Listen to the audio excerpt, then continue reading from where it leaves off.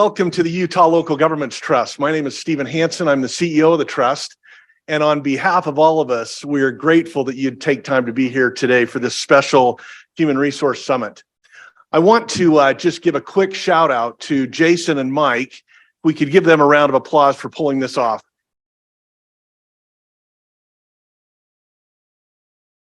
I've been here for in excess of 20 years now, and I can tell you that we have the strongest set of tools in the shed to help you accomplish your goals and objectives around safety and loss prevention. And so much of that goes directly to what Jason and Mike have been doing. And I hope that you'll take advantage of their expertise. They bring a wealth of information. They bring a wealth of practical knowledge. We have resources that are beyond amazing in terms of what we provide, and they'll talk a little bit about that. And I also want to give a special appreciation to our presenters today, who will be talking to us, both Amy and Larry.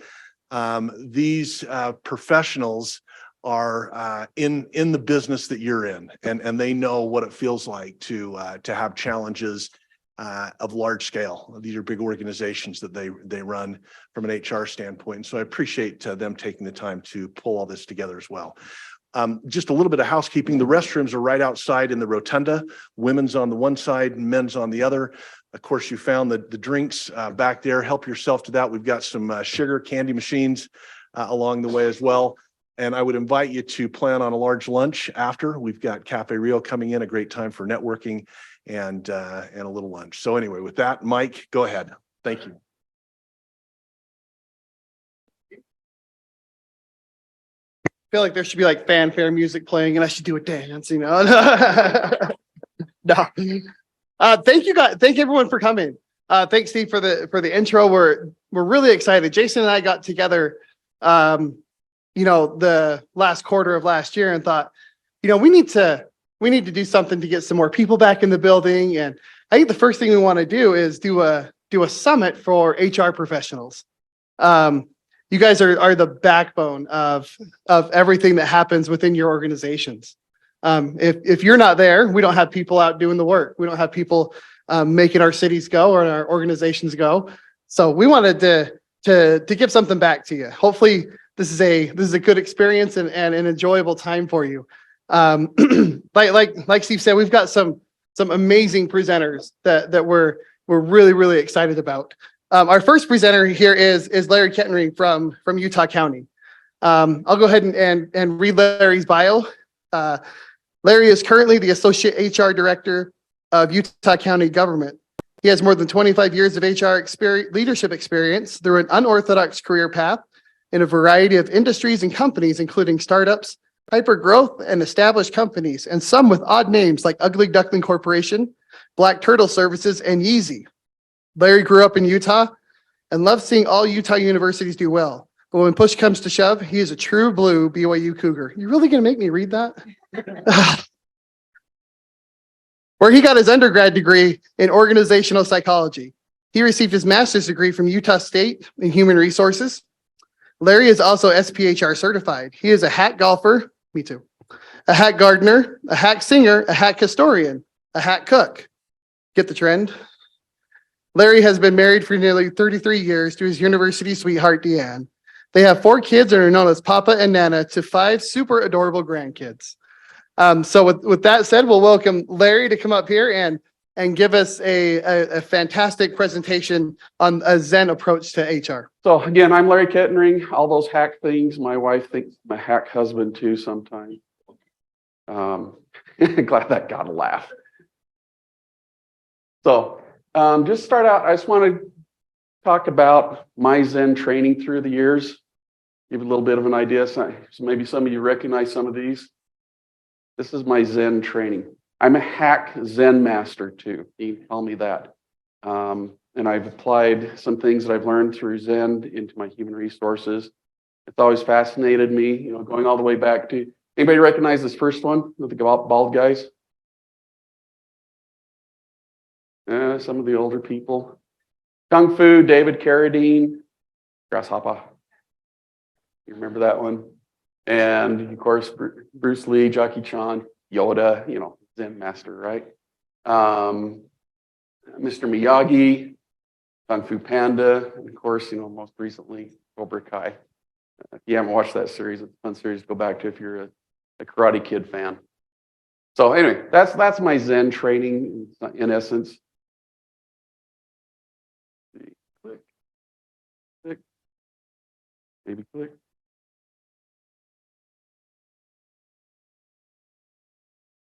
There we go. Okay, got to find the right button. So just kind of to lay the scene here a little bit, we implemented some Zen training, Zen thoughts into our human resources in Utah County, and I'll kind of go through how we got there. Just to start off with, technical knowledge alone is not enough. A leader must simultaneously transcend technique and develop intuitive actions so that the art becomes an artless art, a way to physical excellence, a way to leadership enlightenment. And that's a lot of what our approach is about. You might think of it this way. You got to get. This is one that I came across I thought was really good, that it kind of explains the same concept. Is you start out with unconscious incompetence, and then you kind of get some ahas and going and get into conscious incompetence, like, oh yeah, I really know I'm bad. And then you get to conscious competence where you're starting to get it, you start to understand what you're doing. It's kind of like, think of it as driving a car. When you start out, when you're driving a car as a kid, you're very, very conscious. You knew that first you couldn't drive, then you knew you could drive, but you had to be really careful paying attention. And you consciously thought, okay, I'm going to press the gas now. Consciously thought, I'm going to turn the car signal.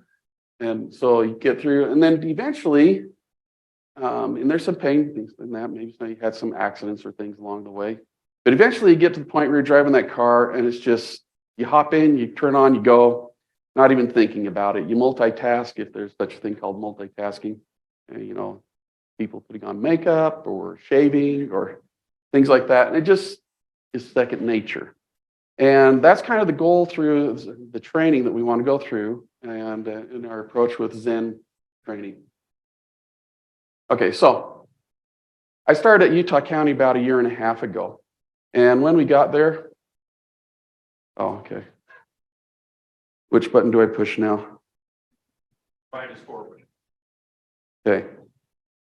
I'll give it a shot here in a second. So when I got to Utah County 1.5 years ago, we had a team of about 12 HR people. And as I worked with my boss, who was Ralph Barnes. Does anybody know Ralph Barnes? Okay, a few people. Director of HR at Utah County. Great guy to work with. And as we examined our HR team, we saw a lot of variety in our team. People who had little or very little HR experience, some who had public administration experience, but there wasn't a real cohesion of HR training, and that's something we wanted to look at. Also, Utah County is the second largest county in the state of Utah right now, and we're growing rapidly.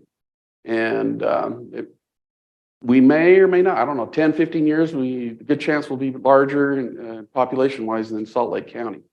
And so we see the need for us to prepare now, because if we wait 5, 10 years from now and we don't have some good things going, we're going to be in trouble trying to keep up with things. So this is, again, just some of the population. Our county employees just kind of show the trends there that are going on. We have leveled off. I actually expect those to increase in not too long, especially our health department is growing. Our sheriff's department is our largest department, but they could be overtaken by the health department very quickly just because as the cities expand their reach, county and the sheriff's reach will diminish a little bit. Okay, whoops.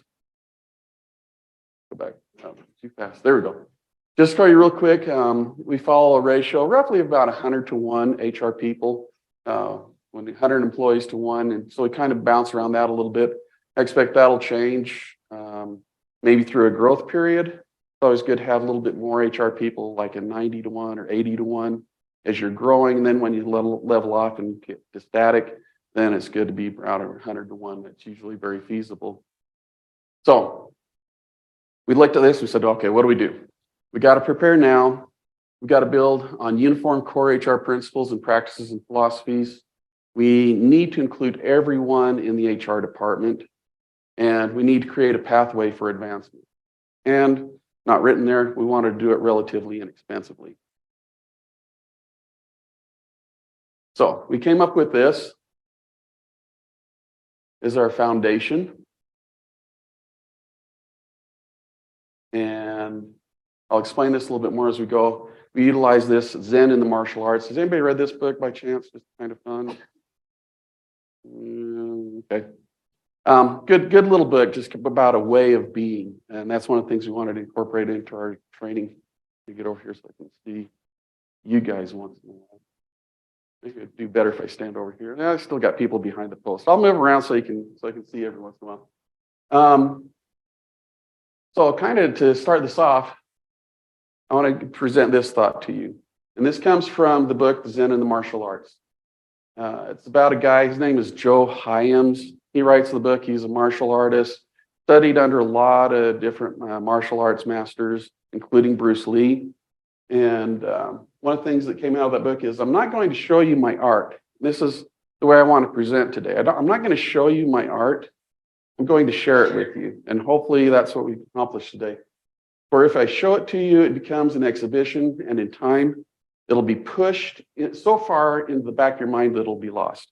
And I hope we walk away today with some things that you carry on and think about and that affect how you do your human resources. So by sharing it with you, you will not only retain it forever, but I too will improve. And that's something we firmly believe in Utah County, is where Ralph and I have a lot of HR experience and background. Both of us have 25 plus years, large, small corporations, a lot of different things. So in a way, we are the masters, and that's where this comes from. Kind of put ourselves out there when we presented this to our employees. This is called a happy in Japan. And I'll explain that too as we just hang with me, we'll get there. But we also know that people come from a variety of experiences and backgrounds. And while we are technically the masters, we're also the students. And together we all learn. And that's the way we make progress, is when we're all in it together.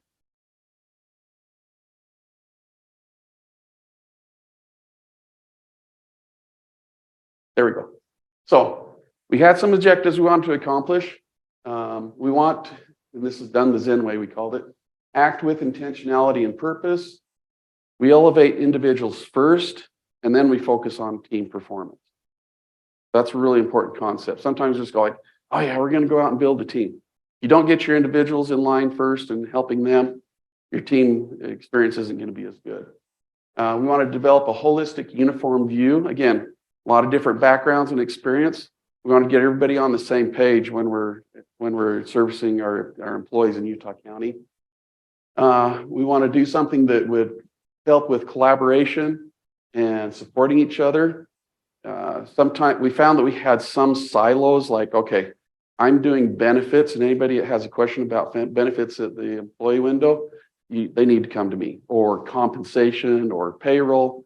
And we're kind of siloed. And some of that was maybe that's a little bit maybe by personality. Some of it's just simply, like, oh, well, that's their wheelhouse. And so we're going to let them always handle it.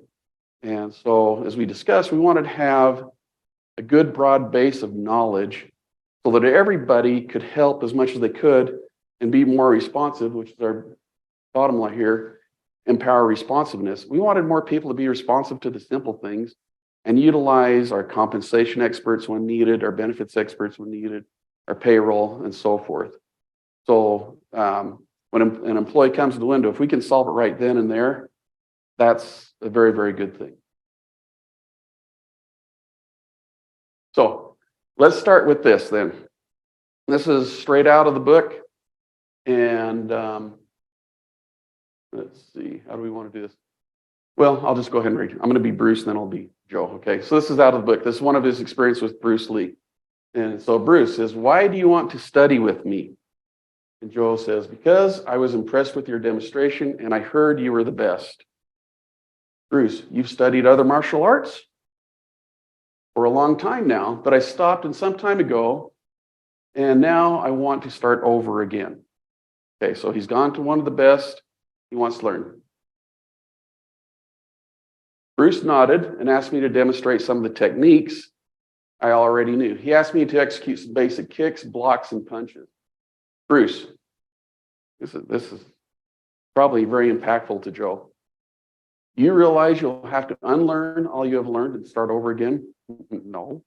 You know, this is kind of where we're at with our group. A lot of people with a lot of experience, but we're asking them to take a step back.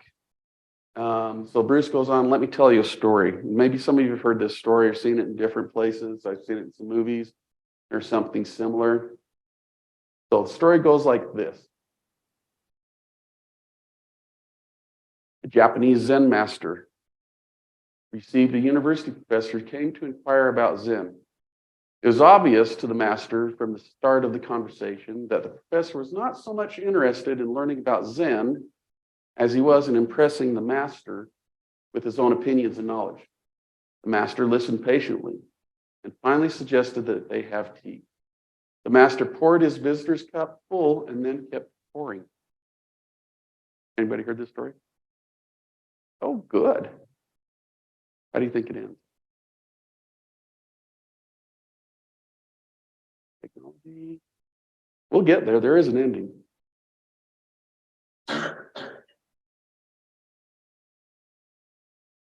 There we go. Okay. The professor watched the cup overflowing until he could no longer restrain himself. The cup is over full. No more will go in. Master, like this cup, the master said, you are full of your own opinions and speculation. How can I show you Zen unless you first empty your cup? And so it's from there is where we want to go. There's a few lessons to learn from this. Okay, I went the wrong way now. Okay.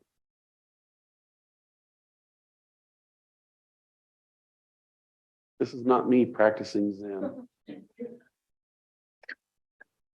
Is there a particular place I'm supposed to point?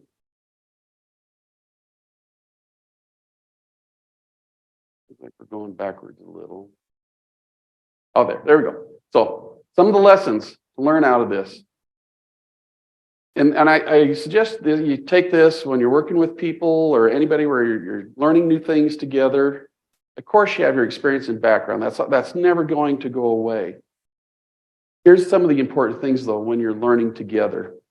Is one, it's okay to unlearn what you already know. Number two is let go of being right and how you think things should be. Sometimes we get so stuck on our own opinion that we fall over ourselves and we put up blockades and we can't change because we think we already know what is. And maybe what we think isn't really is. On that too, you know, people through the ages have died standing in their spot thinking they know what's right or that they know what is. So loosen yourself up a little bit, be a little bit vulnerable, listen to other people, understand and consider other opinions and viewpoints. Make room in your own mind for new methods. Maybe just trying something that sounds crazy might work. Be in a constant process of change and improvement. So as we kind of go through some of these things, you recognize some of these things are familiar in other disciplines, you know, like lean management or TQM or things like that. They're there. It's just that I want to talk about them in terms of Zen. So here's one for you. How many of you feel like this in human resources? And this is kind of why we use the lotus symbol. Maybe we exist in muddy water with purity, like a lotus. You feel that in your HR practice? Yeah, it gets kind of yucky sometimes, right? But you are the lotus flowers. You're the beautiful part of an organization that makes things run. And a lotus flower represents enlightenment, rebirth, achievement, connection, purity, prosperity, generosity, and knowledge, all those good things. So whenever you're feeling down and having one of those rough days, just remember, I am a lotus flower, okay? It's okay. You'll make it through. There's a good meme going around lately that I like is that says something like, everything will be better in the end. And if things aren't better now, well, it's not the end, so just keep going. Okay, so I want to talk a little bit about how this kind of ties together in our training program. And there's a couple important pieces that I want to go into a little bit more detail. One is talking about harmony, and the other one is talking about energy. And they both connect together, and they're both important parts. The first one, okay, so who has the envelope that says harmony and energy? I think Amy does. Sorry, but she's the first one. Okay, so rather than me read all this stuff, I'm going to share some of the fun. You want to stand up here, talk loud enough? There we go. Okay.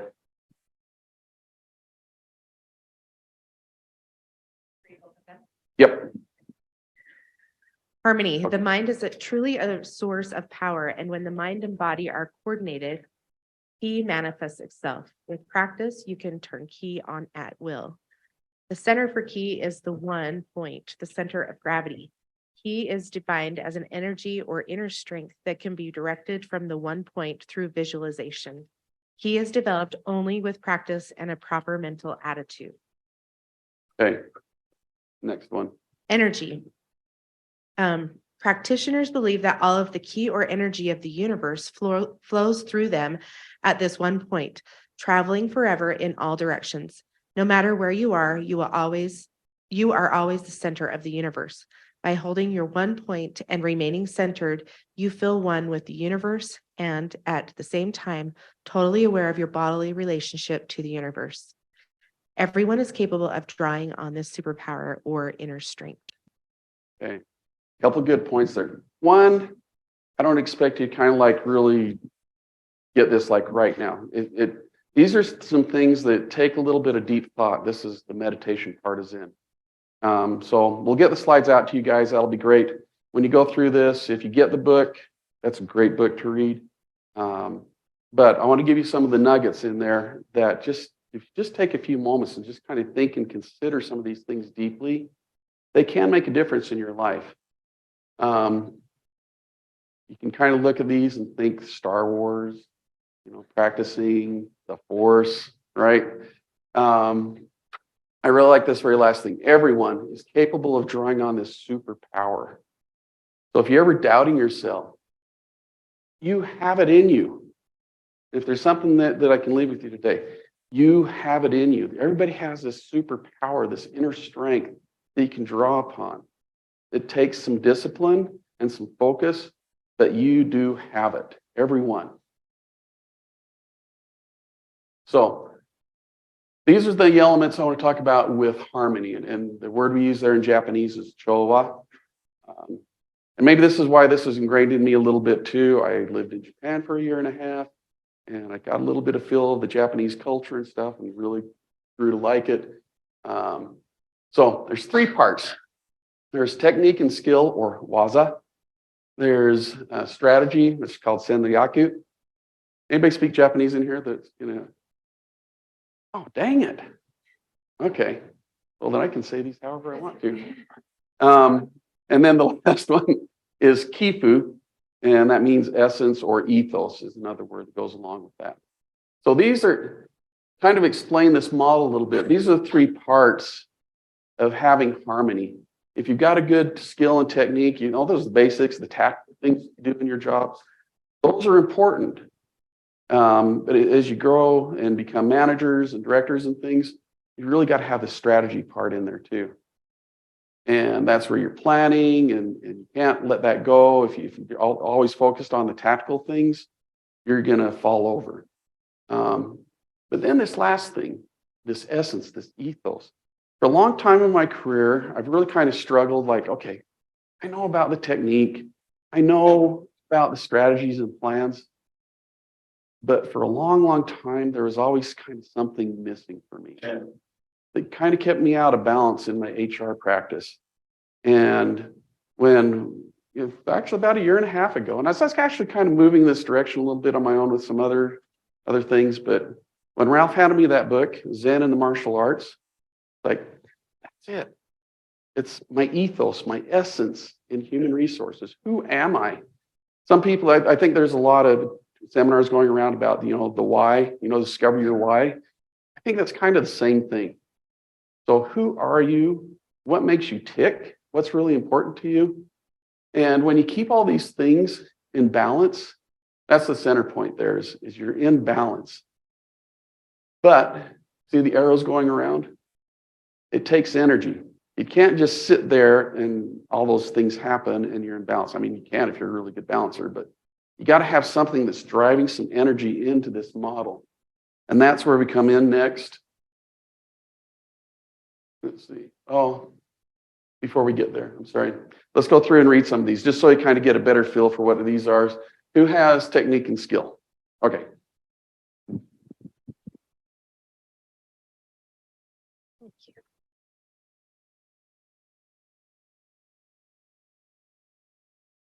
The instructor first teaches technique, waza, without discussing its significance. They simply wait for the student to discover this for themselves.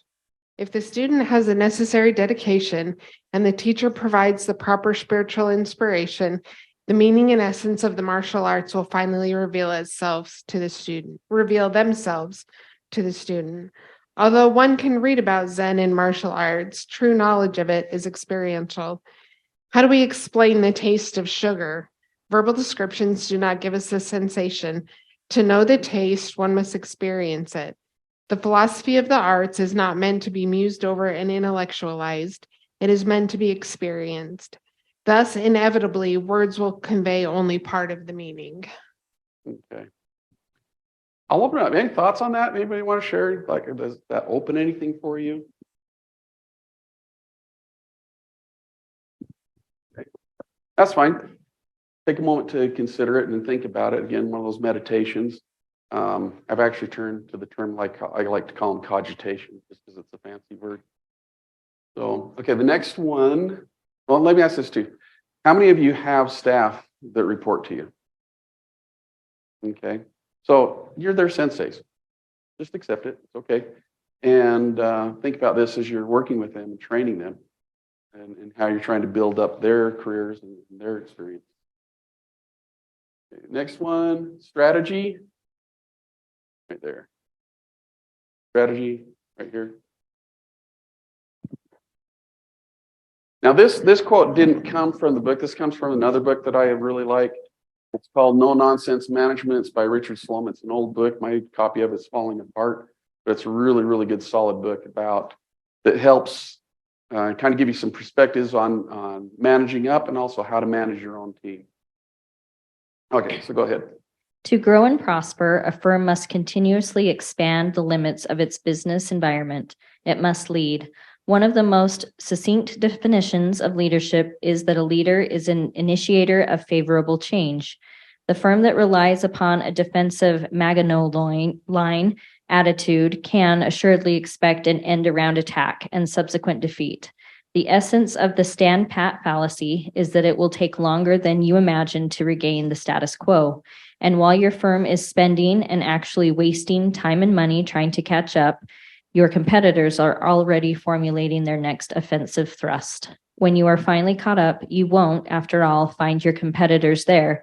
They have moved on, making further inroads into your diminishing business boundaries. Okay. Is anybody familiar with the I don't know how to say it, Maginot Line? Okay. This is my hack historian part. The Maginot Line after World War I, so we're going back 100 years, right? Kind of hard to fathom that. So going back to World War I, when that ended, the French got this great brainstorm idea. We're going to build a defense across the border with Germany that they won't be able to cross.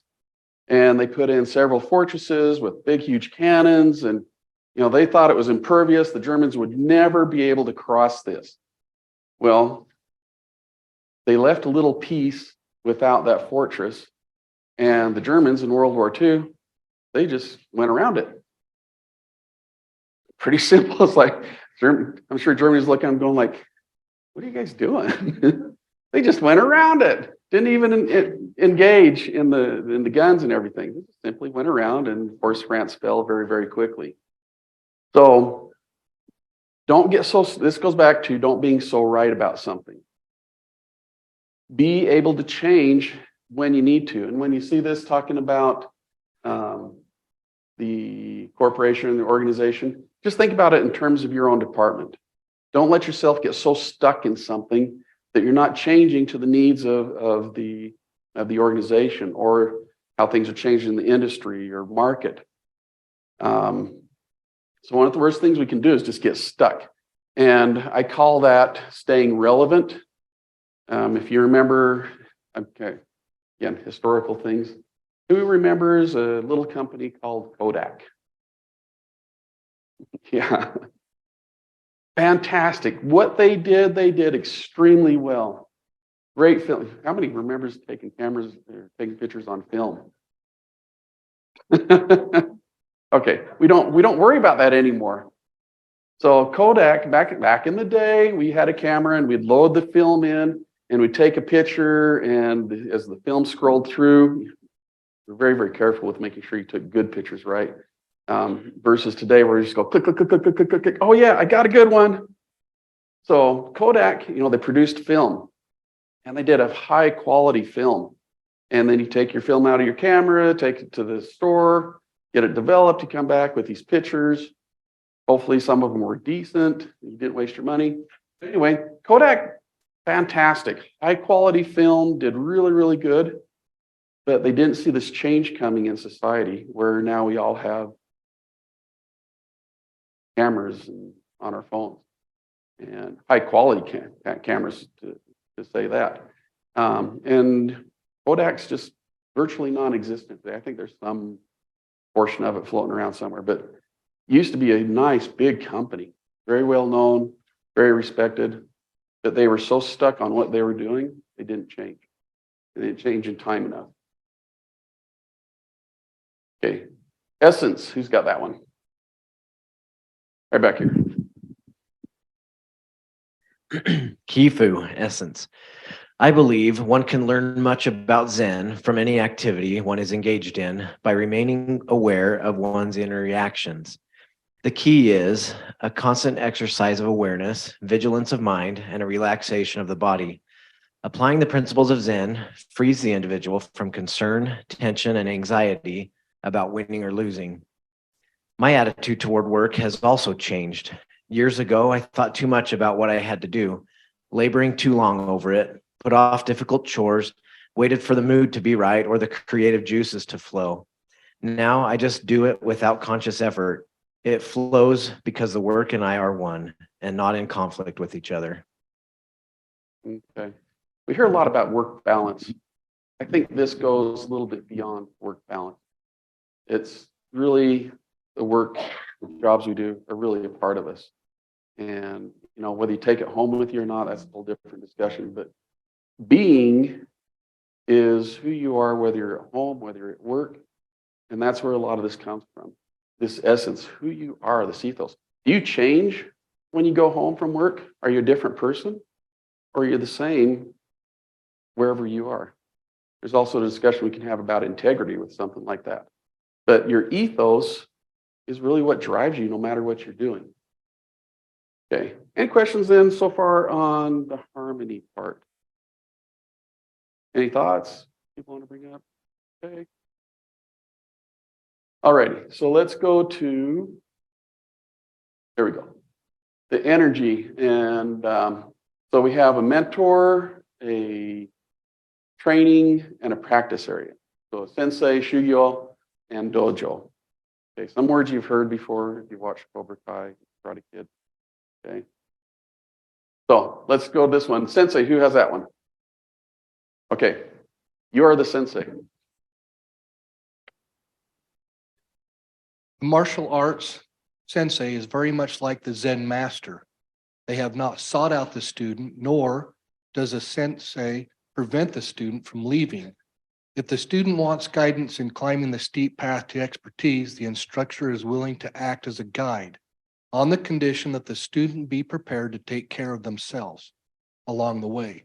The instructor's function is to delegate to the student exactly those tasks which the student is capable of mastering, and then to leave the student as much as possible to themselves and their inner abilities.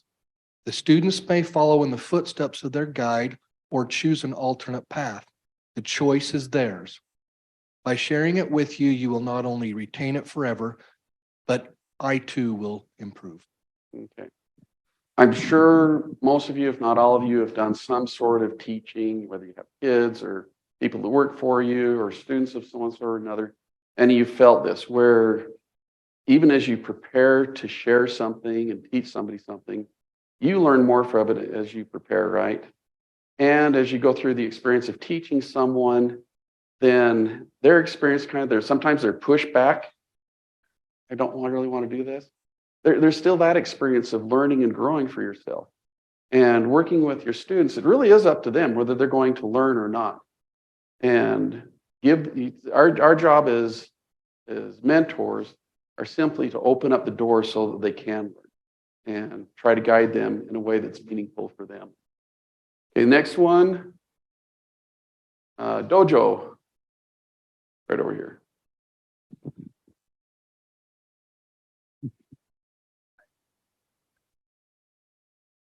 A dojo is a miniature cosmos where we make contact with ourselves, our fears, anxieties, reactions, and habits. It is an arena of confined conflict where we confront an opponent who is not an opponent, but rather a partner, engaged in helping us understand ourselves more fully. It is a place where we can learn a great deal in a short time about who we are and how we react in the world. The conflicts that take place inside the dojo help us handle conflicts that take place outside. The total concentration and discipline required to study martial arts carries over into daily life. The activity in the dojo calls on us to constantly attempt new things, so it is also a source of learning. In Zen terminology, a source of enlightenment. Okay.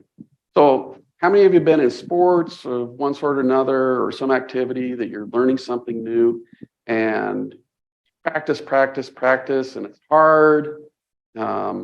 Golfing, that's a hard thing for me. But every once in a while I hit it and go like, that ball went far away and I'm really happy about it. So there's these instances in practice where you go like, I got it, the aha moment. And that's what we're looking for in the dojo. So in a dojo, we often call it sparring. And I want to make a little distinction here as we're talking about this. In sparring, you got a partner that's working with you, an opponent. So for growth and development, you need resistance. You need somebody working against you. In a dojo, your partner is working with you in a safe environment. It's not combative. If it crosses over into combative, then there's a problem going on. When you're sparring, you're still going to take a hit sometimes, and it's still going to hurt. And in our environment and human resources, when we're talking about things and as we're trying to help each other and help those that we're mentoring, if sometimes they have anxiety and they don't like taking criticism, this is a good way to address that with them. You're in a dojo, you're in a safe place. I'm going to punch you.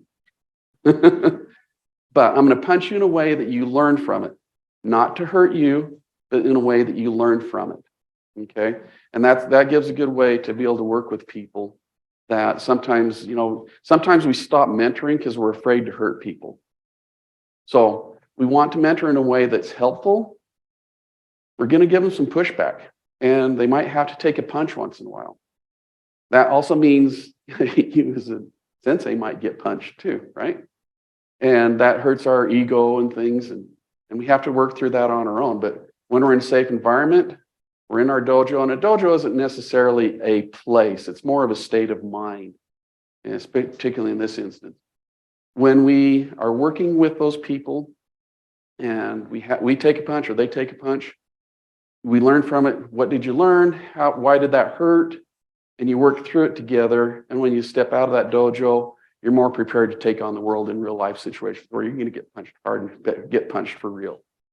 Okay. In HR, I know you've all been in situations where you know, I had a manager on the outside or somebody you report to that's criticized, and they're combative. And it's really hard to take that. If we are prepared, and if we've gone through our own personal dojo, working with someone, a mentor that we've selected or that we have, we're much prepared to take those instances and be able to handle them. Or when we do go to those instances, when those things happen, sometimes we learn from them so we can be more prepared next time. I've had CEOs of companies, one company I worked for, things weren't going well in HR and we had some challenges. And boy, she called me in her office and she cussed me up one side and down the other, and every 4-letter word that could come out of her mouth. If I hadn't been prepared and more as the person that I was, I would have completely folded. But I was able to go back out, work with some things. We got some things accomplished that need to be done. So you're going to get hit. That's one thing to accept. You are going to get hit. It's better to get hit in a dojo than to get hit outside and not be prepared for it. Because sometimes if you've practiced in a dojo, you can see it coming and maneuver around it. Just like you're sparring with somebody, you learn the moves to make so that you don't get hit so hard. Alrighty. Training. Who's got that one?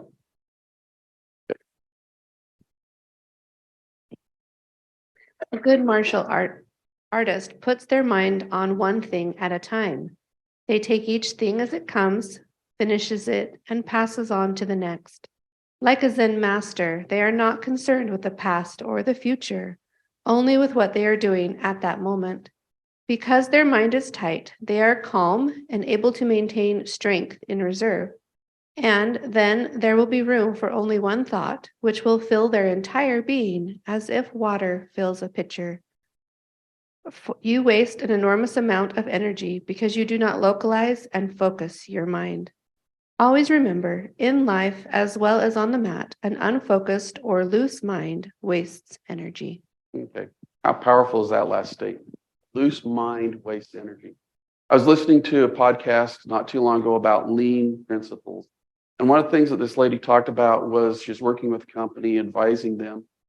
They had a list one year before they started working with them, a list of 20 goals that year to accomplish. And they didn't do very good. They worked through and they ended up accomplishing maybe 2 or 3 of their goals.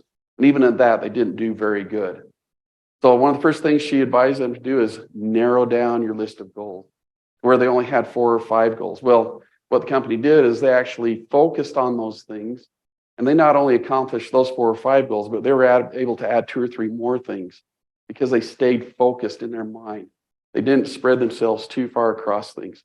So in your work, remember that. If you got a lot of things going, pick out your priorities, figure out what's most important, and stay focused on those things until they are done. Something that's been hard for me to learn over my lifetime. I think I'm getting better at it finally, but stay focused on those few things. And it actually leads to you to being able to accomplish more than what you thought you'd be able to do.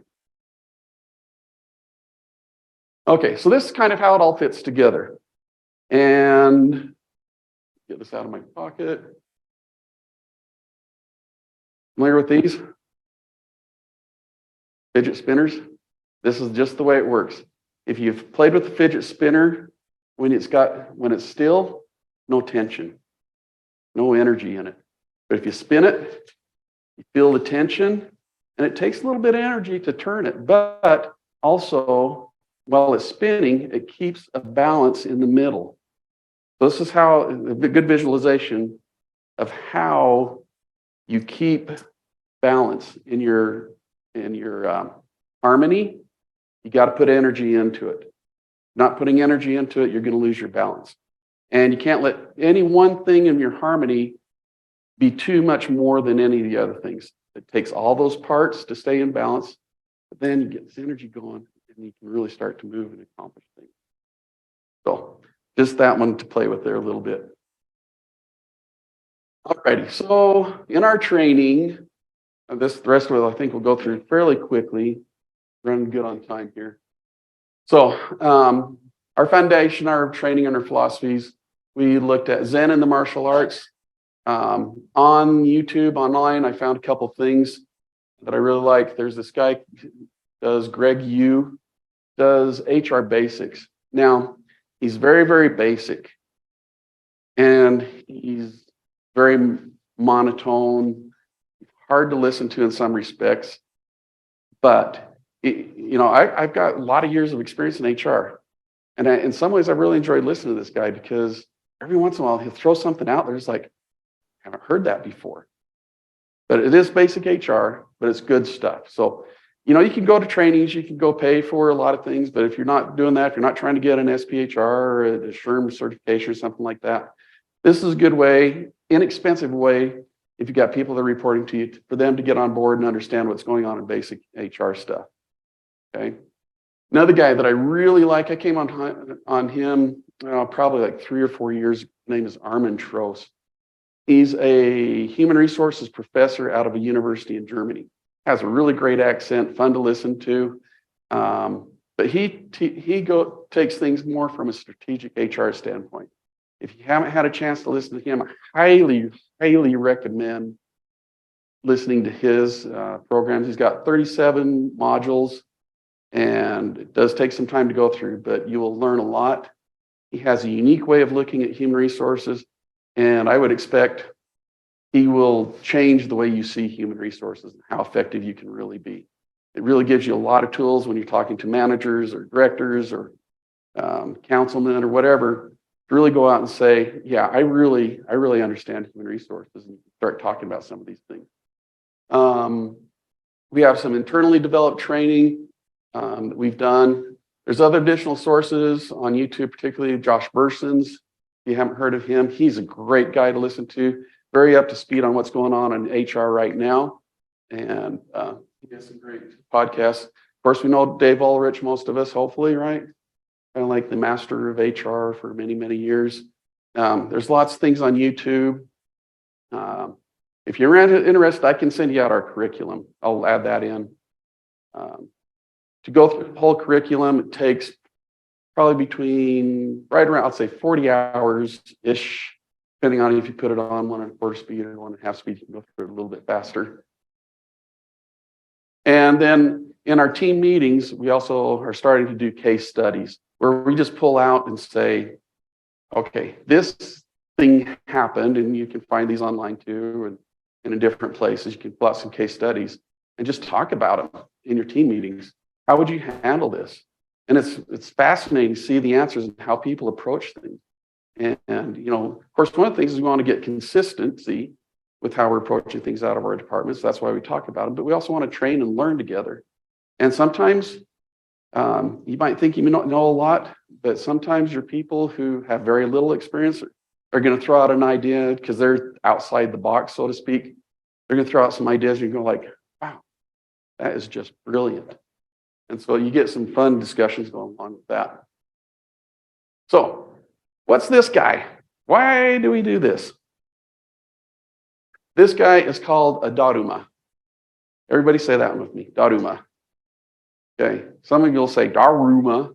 Okay, I like to make fun of it because, I speak Japanese, and Japanese don't have true R's. They don't have true L's. They go something kind of in between, and it's kind of a tap on the front of your mouth. So Daruma is the way you say it. So just fun. You can put that in your GWiz file later. Okay, so we use a Daruma, and I'll explain how this works. Now you notice this guy doesn't have any eyes. That one has one eye. We'll get there. So we set up these modules, and again, I'm happy to share out the curriculum with you guys. I've gone through, I've vetted a lot of this. Some of it's dated, a little bit 4 or 5 years ago, but that's okay. It's still relevant. Relevant, get that?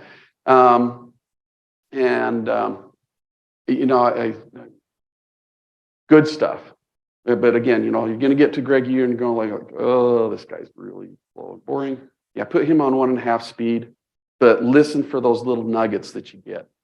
Armin Trost, I would say, put everything else down and give full attention, because he's going to cover some things that'll just cut. You go like, wow, somebody really thought this through this way. But these are our modules. And so each module takes, kind of depending, usually about 3 to 4 hours per module. Okay. Just We did do one here with safety, okay, which I actually included the OSHA 10 training as part of that module, just for fun, so you know. And so we cover a lot of things there. So it doesn't have to be Dotamus. You can make your essence, so to speak, cowboys, cowboy hats, gnomes, okay? You know, some people are going to call out the cultural, what's the word where you use? Yeah, cultural appropriation. Okay, so you kind of got to go with your culture and what's the right thing. Gnomes is the right thing, that's fine. Some of you will like this one. Okay, I long for the days, you remember the days where you watch TV, Andy Griffith's show, Gunsmoke, Bonanza, and they actually taught you lessons. Isn't that cool? You know, what if we could go back to that and learn things that are actually life things? You know, you didn't know it, but Zen was in all those things and you didn't even know it. But they're there. Okay.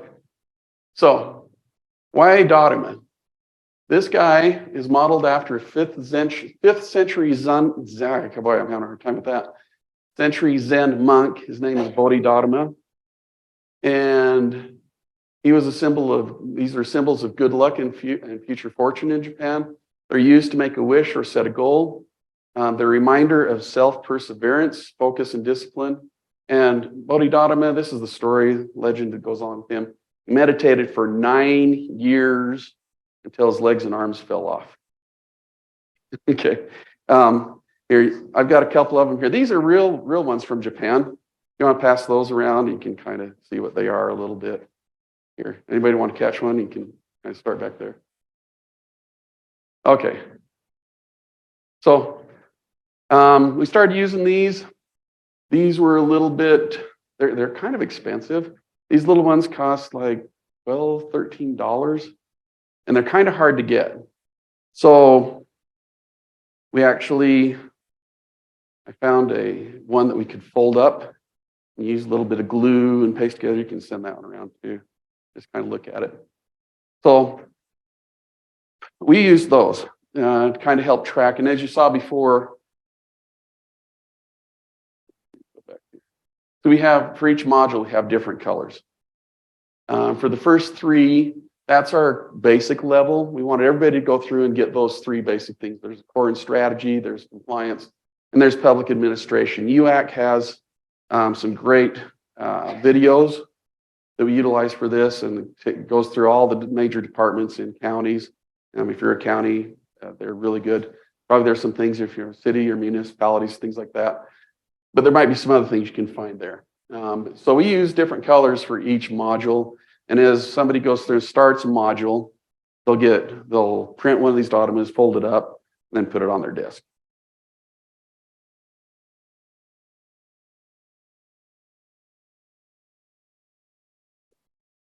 So how do we use these guys? As I say, they get one at the beginning of the module, and then to start, and this is the way the Japanese do it, is they'll use these, and you'll see them all in people's houses all the time, go in and visit with them. You have a Dotama there, and they color in one eye. Usually, traditionally, it's the left eye. You have a preference for the right eye, that's okay. You don't have to be so right about it, but it's the left eye, it's okay. So you color in one eye to start. Often, sometimes, they will also write on the back of it or on the bottom of it what their goal is. And they put it up in a spot where it reminds them all the time what their goal is. And they use that, you know, in Western world, you know, we tie a string around our fingers, those kind of things. Same concept, just something there to remind you of the goal you're working on. We use these for our modules. And when you complete the module, you color in both the second eye and you leave it up on your desk. So you can show, it's a visual, and that's an important part of a training program, is it's a visual, shows what you've accomplished. The other thing I kind of like about it is when people are walking through human resources, they see these little Dotama guys and people start asking, what's that about? Why do you have those? They're kind of weird looking. And it just generates that conversation. Then somebody starts to be able to talk about, well, this is a module that I went through, learned about HR, and it shows some level of expertise. And you can personalize it. Okay? It doesn't have to be just black eyes. You can personalize it. That's okay. And when you get through the whole program, actually, we had it set up so you don't have to do the whole program. But then you get one of these neat little things called a happy. That's why I'm wearing it, right? And so, in essence, you become a master HR, a Zen HR master, and you complete the program. So, and this particular happy, just for fun. Whoops, there it is, right there. See, we should be having me that reads Japanese, right? Okay, this says champion on it. Just to let you know. So I thought that's really good. So, how are we doing so far? We're right on the last slide. Just want to leave you with some Zen principles. As you go through and you work each day and things are getting hard and getting tough, maybe you go back and refresh this list in your mind a little bit. There's no such thing as self. There's no such thing as yourself or myself. Everything constantly changes. Nothing's finished. Things we value are empty. They really don't have any meaning. You know, yeah, I drive a nice car. Okay. Does that really mean anything? Not really. Attachment is a source of suffering. I drive a nice car and I really love that car. If anything happens to it, my world is going to fall apart. Okay. Attachment is a source of suffering. Everything in the universe is connected. People, things, nature, we're all connected in some way. Our logic is misleading. This is one of the things I really like about Zen. Way back when I went to a youth program and they taught us these things about picking up something and turning it into a metaphor. It could be just random things. If you go back again to my early childhood and watch Kung Fu, you know, there's all these metaphors that are used in Kung Fu. So metaphors, our logic is misleading. The antithesis of that is useful metaphors. Except that painful things may happen. You're going to get hit. I'm sorry, you're in HR, you're going to get hit sometimes, and it's going to hurt, and you're going to feel awful sometimes. Everybody has those experiences. Fortunately, you have plenty of people in your community that you can visit with and call up and say, hey, I got hit today. Can you talk me through it? Especially if you've linked up as mentors and friends with each other. Meditation is the way of awakening. Be free from greed and desire. I really like this one. In another book I was reading about some Zen leadership principles, it talked about detoxification. And this is one of the things that I think as HR leaders that gives us strength and power in our position is when we approach our jobs and when we're detoxified from things like underlying agendas, trying to move things through, greed, whatever it is, when we are unencumbered by those things and people see us as, hey, we're just there to help and we want to make things better, and we can make things better because we have a history behind us, that's where we get our true power in human resources. Forget all this crap about getting a seat at the table. Maybe you don't, but you know, for years and years and years, that was the mantra of HR. We want our seat at the table. Well, the way you get it is you detoxify. You get unencumbered by all the other crap. Of course, you got to be good in your studies. You got to know your stuff. But if you're that way, your seat at the table is almost defined because people will come to you. They trust you. If you lose your trust in HR, that's one of the worst things that can happen. Don't be judgmental. Do not doubt. We can go into stories in that when you got somebody in your office and going down a story and you get emotionally pulled into their story and you think, yeah, boy, that supervisor really is bad. Yeah, don't be judgmental. You got to listen to the story. Got to listen to both sides. Compassion is needed for peace of mind. Life should be simple. We always strive for that. Build a community and contribute to it, and display gratitude and show respect. So, if anybody has any arguments with those about human resources, I'd like to hear them. But to me, those are some pretty good principles for us to follow in human resources. So, with that, hopefully, you've got some things out of this today that you can take back with you and apply. I'll get the slides out. Take some time to meditate. Okay, you can take some things, just take a moment and be silent for a minute and just take a slide, just say, how does this fit me? How does this change my life? What can I do with it? So with that, I wish you the best. You can all go out and be good Zen masters now. Thank you.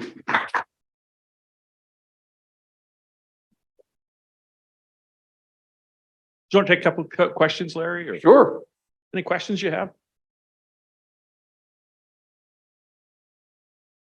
I will add my point to, oh, there we go.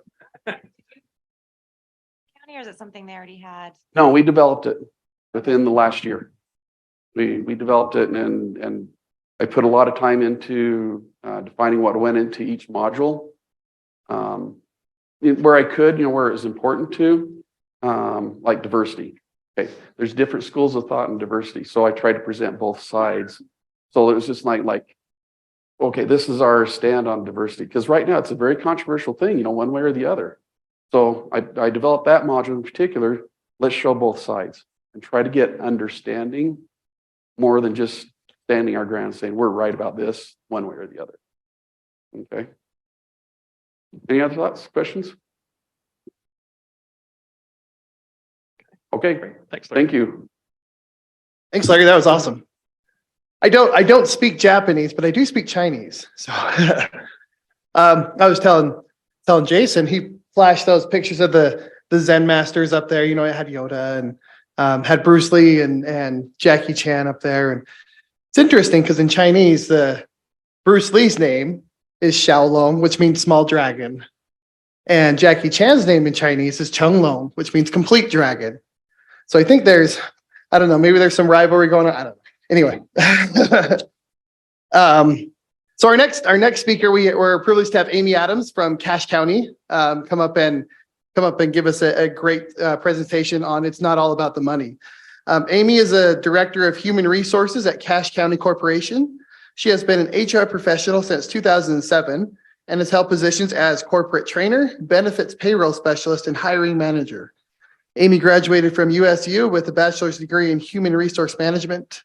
Because of her love for learning, she has received the designation from HRCI as a senior professional in human resources and senior certified professional from the Society of Human Resource Management. She is currently on the board of directors of the Bridgerland SHRM chapter and the Intermountain Compensation and Benefits Association of Utah. She actively participates in the Public Sector HR Association of Utah and the Cache Valley Public Sector HR Group. Amy fell in love with Cache County while attending USU and now calls Hiram her home, where she resides with her husband, Steve. They have 4 children, a son-in-law, a daughter-in-law, 1 grandson, and 1 dog. Plus, they are the foster parents of 2 dogs their kids forgot to take with them when they moved out. That sounds like my parents. So we're happy that Amy's going to be here, and her presentation is It's Not All About the Money: Employee Recognition, Appreciation, and Awards. So we'll turn the time over here to Amy. I generally stand behind something so I can hold on and you don't see my knees shaking, right?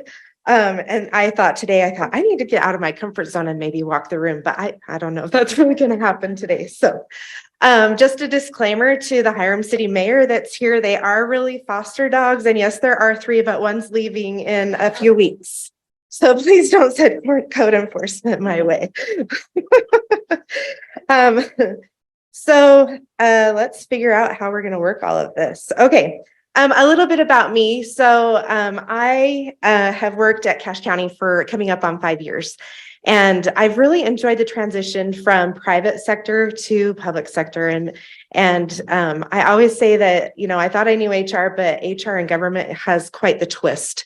And there's a lot of other things that we have to pay attention to and be aware of. And I'm sure there's a lot of head nodding going on. So you all are able to feel that with me. But I did spend 18 years of my career at Lee's Marketplace, which is the grocery store chain that originated in Cache Valley and is now moving further south, and enjoyed my time there and got to be all of those different things in HR, as far as the corporate trainer and doing the hiring and payroll and benefits and all of those things, and then ended up being their director of human resources. And one thing that happened was I received an email that there was a job available at Cache County for the director of human resources. And I was like, probably not even qualified, but I wonder how other people are interviewing. And so I decided to do this research project, right, to see how other people are interviewing, because I'd been at Lee's for 18 years. And So I go and a first interview and I was like, oh, I've never done a panel interview before. That wasn't intimidating at all with the sheriff and the county attorney and the county executive and, everyone else with all these big titles. And okay.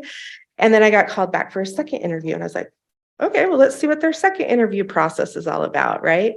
And that turned into a job offer. And that was a pretty dang good research project. So I'm really happy to be at Cache County. But through all of my career, there's been a lot of things that have really stuck out to me. And workplace cultures that really thrive, they begin with what? Fill in the blank. Just holler it out. What do workplace cultures that thrive begin with? Purpose. Okay, good. What else? Trust. Good. Sorry, say that again.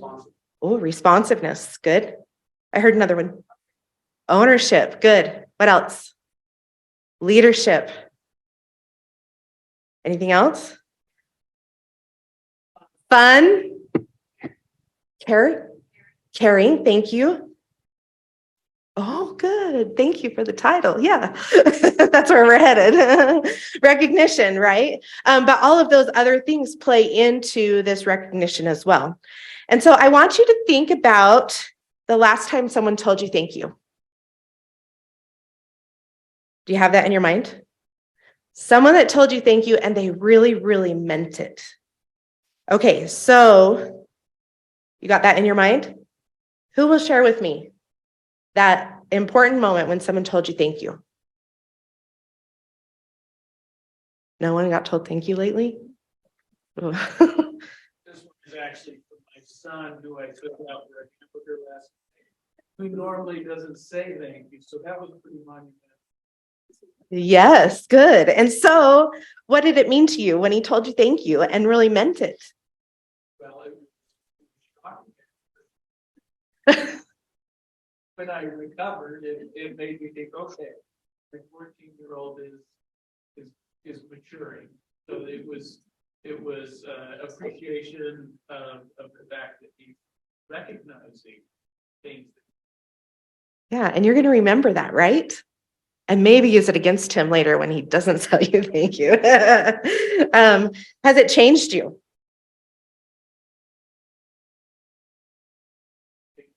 Okay. Anyone else have an experience that came to mind that they want to share when someone showed appreciation or thank you? Yeah, Joel. Did something, she asked for some help and I helped her and she thanked me. And it was a real, true, thankful thing. And I felt like it actually bonded us together a little more because we shared some things, but also it did change me. It also made me want to go out and thank somebody for something they did. So I do think saying thank you does change something in you and you want to share that. Definitely. Thank you, Joel, for sharing that. Anyone else? Okay. Oh, do we have one more? Great. Thank you. I have my Cache Valley HR groupies over here. Yes, this is And Amy's group right here. They are not planted, but thank you for speaking up, Kaylee. I was just going to share, not from my own perspective, but just from the other way. I was talking to our third party that does all our drug testing. And it seems like every time I email this poor manager girl, I'm saying what's wrong. I'm saying I didn't get the ATF, or they put the wrong DER on there, or they didn't mark this right, or we have something wrong, or they didn't do an FTA, or, the world revolves around getting that right. And the other day, I just had one that came through perfectly and it was faxed to me on time and the form was perfect. And I just thought, you know what, I'm going to tell her thank you and to recognize this collector just for doing it right. Because I think we often hear too much about the negative because that's what we have to fix all the time. But too often, I think we miss the opportunity to point out what's going right. Yeah. Thank you. Great. Oh, no, there we go. Okay, so this is from the OC Tanner Institute, and I'll give a little bit of a disclaimer. A lot of this material is coming from the OC Tanner Institute and also the book Appreciate. So the trust gave that out a couple years ago, and it's a really great book. So if you're looking for some extra content or want to incorporate some of these things into your own offices, that's where I'm getting all of this. But when done right, recognition improves the quantity and quality of peak experiences at work. Experiences that help people reach higher, accomplish more, and want to stay. I think that that's a really profound statement. So, but when it's done right, okay, so we're going to talk about how to do that right. So how do you build a recognition program? I heard a lot of these words coming out as we talked about what a culture is when it's thriving, right? And so we want to look at the organization's purpose, okay, and really define what that is. What are your values and what are your objectives? And then how does that connect the employees, your team, to the world, to the community? Okay, and so at Cache County, we kind of have been maybe floating along a little bit and didn't really have set values or set purpose or anything. And so this summer we had a leadership retreat, which included all of our department heads. And we all got together and came up with what our values are for Cache County. And these are the values that we came up with: team, integrity, service, respect, excellence, initiative, community, and leadership. And then we put a definition to each one of those so that people really know how we're defining that, because it could mean something different to different people. And so with these values, they understand what it means to Cache County and what those are.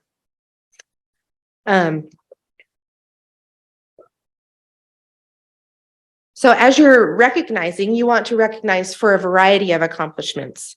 And so personal victories. And so maybe someone is scared to death to speak in public and they really did it. And they got up there and they maybe didn't work the room, but they still stood behind the podium and it was okay. Maybe that is going to be one of their personal victories. And so you want to recognize them for that. Maybe it's a big win. For example, I had to present to our county council about Juneteenth and why we should incorporate that as one of our paid holidays. And they passed it. And so that was a big win right there, right? And what about extra effort, going above and beyond? Maybe it's that person that you asked to put together a report, and not only did they get all of the information right, but they also put it in a pretty graph for you, right? Extra effort above and beyond. And then those career achievements, maybe those are like some special certifications that people are getting for their jobs. And even company milestones. So your years of service are important too. And so when you're really reinforcing the why of what you're trying to achieve through recognition, then people understand and they want to do that better. Maybe. There we go. Okay. So it's not just you, Larry. I know, right? So really the importance of a recognition program is to give everyone a chance to recognize. Now, before we started this new program that we have incorporated into Cache County, we had a Way to Go program. And what that was that the HR office would buy gift certificates for lunch to send to the supervisors, and they would hand those out and send people to lunch when they did something great. And that was good, right? But going on the better and the best is that everyone needs to have the opportunity to be able to recognize. So no matter what level or what function or what area or location that they're at, giving everyone the opportunity to recognize others.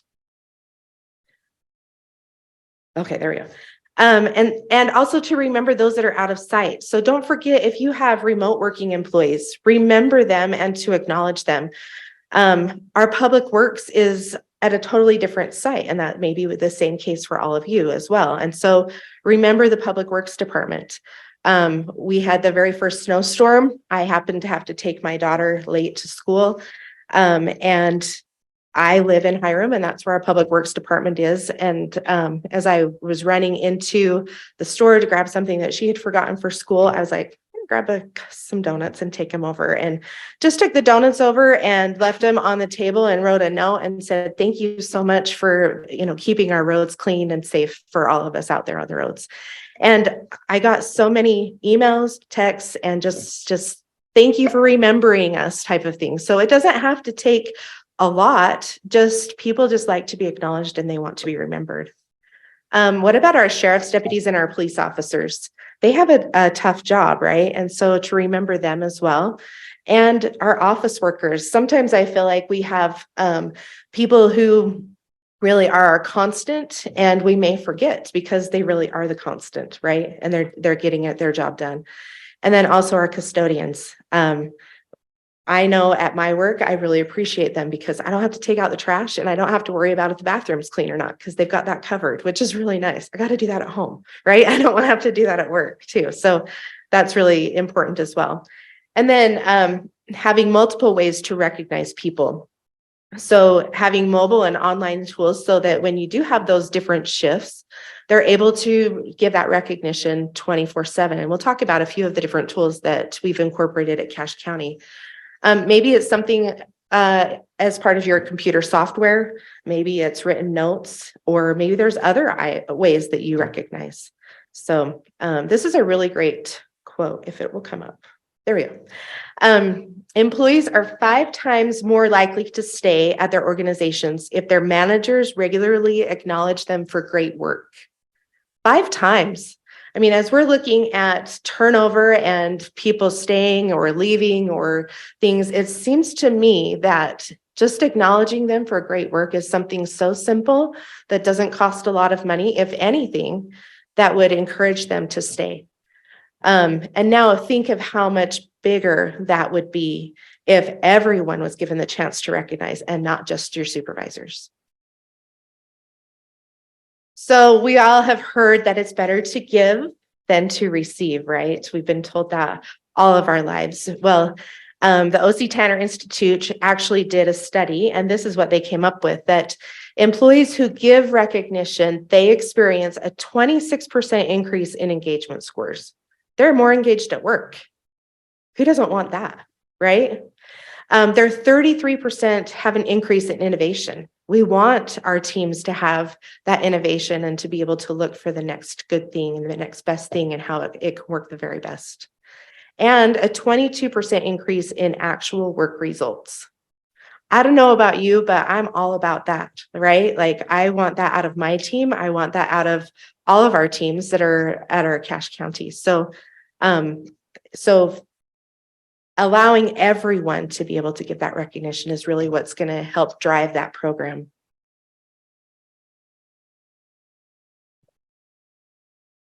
I feel like I'm doing a dance up here. Okay, so I told you that we have incorporated a vendor to help us with this recognition at Cache County, and it's really been a wonderful experience. We started it in November and kicked it off with our employment or with our benefits open enrollment, and that's when we started moving forward with that.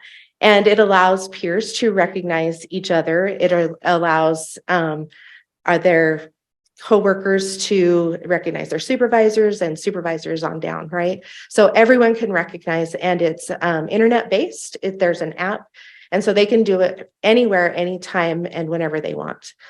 So here's a few of the things that from peer-to-peer recognition, what's been said on this platform. It acts kind of like a social media type platform. And they can change their little picture how they want. So you can see, if you can see that really close, it looks like Donald Trump, and that's why this quote will make a little bit more sense. This is from a peer-to-peer. So from Kay Sorensen to Josh. You have amazed me with your capacity to handle the extreme workload these past few months. I wanted to thank you for hanging in there and praise you for making America great again. Okay, so some little inside jokes going on, which is great, but he actually got recognized on this social media platform, and not just in passing, but everyone in Cache County was able to read that. Okay, there we go. We'll do both at the same time. So Chelsea, she was recognized by, she's a legal assistant and she was recognized by one of the attorneys. Chelsea is always organized and well prepared and makes sure I follow suit. She works hard, is kind to others, and is an overall example of excellence. Thanks, Chelsea. She may not have even known that she was affecting that attorney that much by making sure that she's well prepared. So he's like, oh, I better be pretty prepared too, right? And then we have Jamie McLean to Jaime Garcia. You're rocking probation. Thanks for being so willing and eager to learn. So he was learning the probation and taking that on. So some really great things going on there with our peer-to-peer recognition. So from employee to supervisor, this doesn't necessarily happen all of the time, right? Unless maybe it's a little bit forced or we're saying, thanks for the great evaluation. Hope I get a good raise, right? That's not what any of this is happening. So this is from Cassidy to her supervisor, Ron. Thank you for the many things you do. Thanks for keeping me sane and helping me not sweat the small stuff. So I don't know what the backstory is on that, but apparently someone was having a bad day, right? And really worried about the small stuff. And he's like, hey, it's fine. You're good. And then this is from one of our attorneys to our new interim county attorney. Thanks for the after hours assist with post and putting in the extra thought and energy to improve the office and make it an even better workplace. So, and then we've got from supervisor to employee. So this is our librarian to one of our librarian clerks. For handling 3 times the amount of people we expected for story time today with enthusiasm and poise. She did amazing with 52 kids and parents in a small space, the largest turnout we have ever had for story time. I never would have known that, nor would have any other person in Cache County, because if you know where the Cache County Library is, it's in Providence and it's off-site and it's kind of the place that we forget about at Cache County, right? We have to remember, oh yeah, we have a library. We need to include that team. But because they're able to post these types of things, we're able to recognize them as well. I don't know where the best is to point this. There we go. Okay. So from Craig McAllister, who's our treasurer, to Vicky, thank you for taking on new projects and learning how to digitize the county books. That was actually really big for her. She's been at the county for almost 45 years. And so she's at the end of her career, and for her to learn how to digitize the county books was a major milestone because she didn't even want to know how to work the computer a few years ago, right? So that was pretty big. This is for Shane Sheely, and he received the Way to Go from the Sheriff Criminal Division, that award. And this is a bigger award. And this is what replaced our little lunch certificates, okay? That maybe the supervisor would have handed him and said, gee, thanks, I appreciate you. Now the whole company gets to see what Shane did. Way to represent, respect, and create great community engagement. Your interaction with the child who only spoke Spanish at the lunch with the deputy was phenomenal. You made the event personable and created a relationship with a child that will last a lifetime. Thank you for not just speaking Spanish, but engaging someone who was sitting on the outside looking in. Great work. Kind of gets you a little emotional, right? And it's good to see that what good things our deputies are doing. Yes, they're out there fighting crime and putting away the bad guys, but they're also helping someone on the outside look in and make them feel included when maybe they weren't. That was a proud HR mama moment, if you will.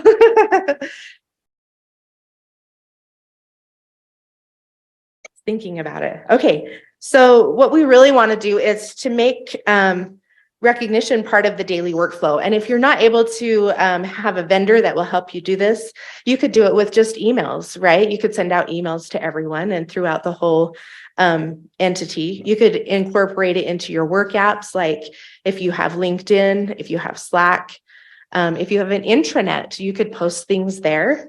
Or maybe even through your HRIS system or how they're clocking in, something like that. There we go. And the other thought is maybe have blank thank you notes, maybe in each department or even in your break room so that people can see those and then write a short note. When we incorporate tools into the flow of work, of work makes it easier for your people to give and receive recognition. Okay, so it just has to be a part of your culture is really what it needs to be. There we go.